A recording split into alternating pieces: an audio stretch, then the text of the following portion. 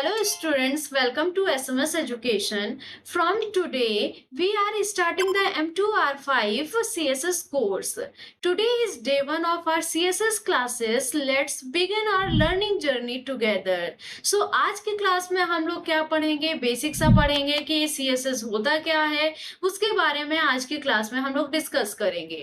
तो अगर यहाँ पे बात करते हैं introduction to HTML and web designing and its basic structure कि HTML होता क्या है, तो ऑलरेडी ये हमने अपनी प्रीवियस HTML वाली सीरीज में ऑलरेडी कवर कर लिया है।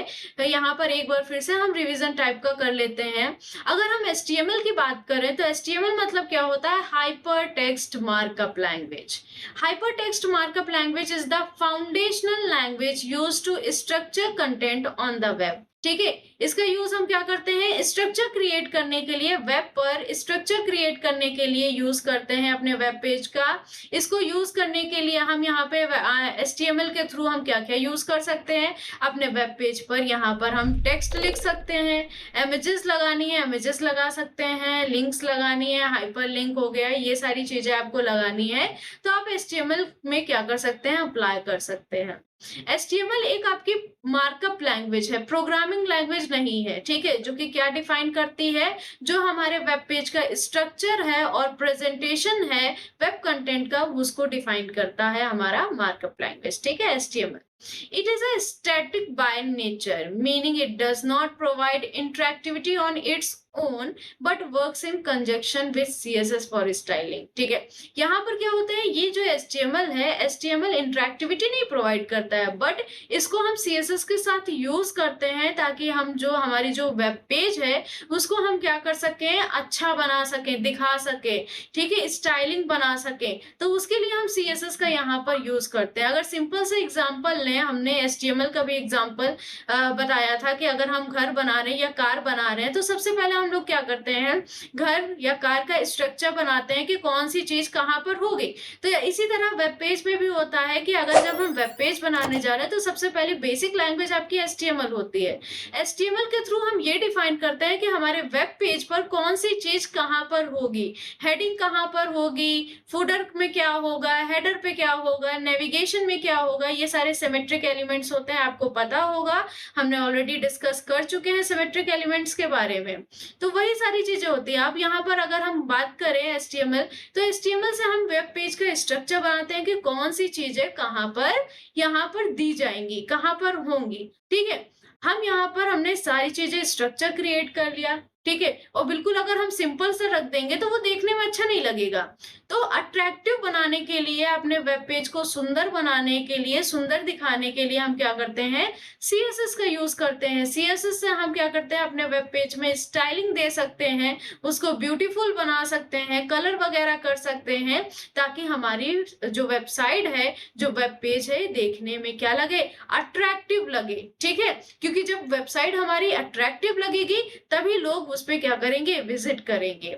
ठीक है, आप सिंपल रख दोगे, बिल्कुल white white black black and white में रख दोगे तो कोई भी नहीं देखेगा उसको, लेकिन अट्रैक्टिव होगी तो उसके लिए यहाँ पर काफी ज्यादा लोग उसको पसंद करेंगे।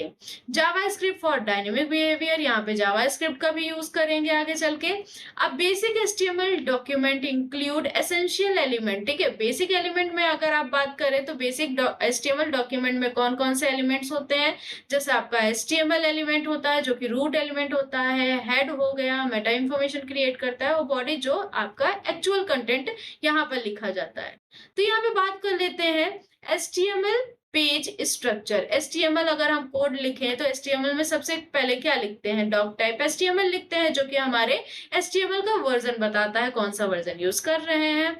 दूसरी चीज, आपको HTML टैग को ओपन करना है, ये रूट एलिमेंट यहाँ पे बताता है। ये HTML आपका क्या होता है? रूट एलिमेंट होता है।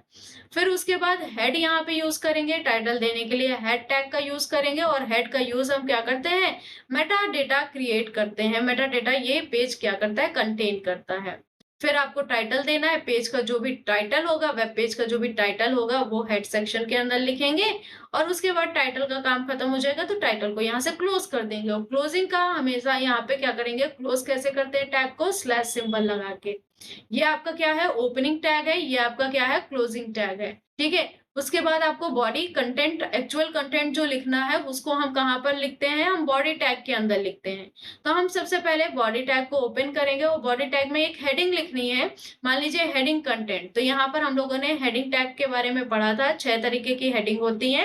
हेडिंग 2, हेडिंग 1 सबसे बड़ी होती है, हेडिंग 6 सबसे छोटी होती है। तो हेडिंग 2 हेडिंग 1 के कंपैरिजन में छोटी होगी। तो यहाँ पर आप हेडिंग कंटेंट बना लेंगे। पैराग्राफ के लिए हम पी टैग का यूज करते हैं, तो यहाँ पे पैराग्राफ कंटेंट लिख लेंगे। तो ये हमारे पैराग्राफ टैग होता है, पी टैग। बॉडी क्लोज करेंगे और एचटीएमएल क्लोज करेंगे। यहाँ पर हम लोगों ने एचटीएमएल में एक मेथड पढ़ा था जिसको हम बोलते हैं लीफो मेथड। लीफो मेथड मतलब क्या होता है, लास्ट इन फर्स्ट आउट। मतलब जो टैग सबसे पहले ओपन हुआ है वो सबसे लास्ट में क्लोज होगा, और जो सबसे लास्ट में ओपन हुआ है वो सबसे पहले क्लोज होगा। तो इसी को हम क्या बोलते हैं, लीफो मेथड बोलते हैं, लास्ट इन फर्स्ट आउट। यहाँ पे बात करें, ये देखिए आपका प्रोग्राम दे रखा है, doc type HTML, HTML use करेंगे।